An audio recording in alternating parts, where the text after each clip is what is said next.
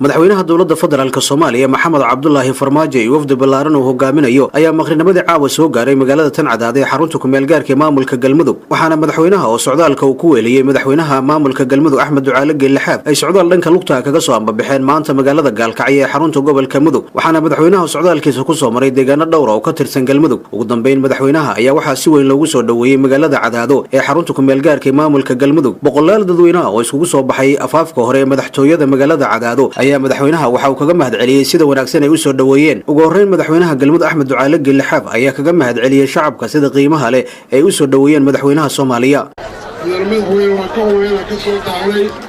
qoto weeftiin maaha ayaguna waa dhibtoodeen taalinaga ahaada marka lagu horeysa war badan ma jiro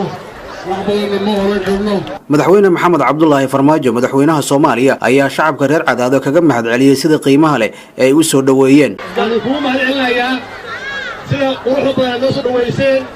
weliba ilaa saaka ay u taagneedeen in aad sidaan oo kale iyo sida quruxda badan aad loo soo dhaweyseen oo aan hadda ka arkayna loo soo dhaweysaan aad iyo aad aan runtii ugu faraxsanahay aad iyo aad kaga mahad celinayaa oo mahadsantihiin soo dhaweyntaan quruxda badan waxay tusaale u tahay ama ka turjumaysaa sida u wanaagsantihiin raacadada tihiin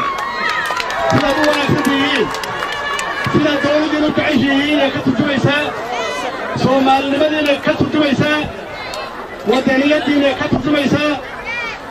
midnimada aad rabtaan iyo ka turjumaysaa Sharmaarka Maxamed Maxamuud TV-ga caalamiga Hon Cable magaalada Cadaado.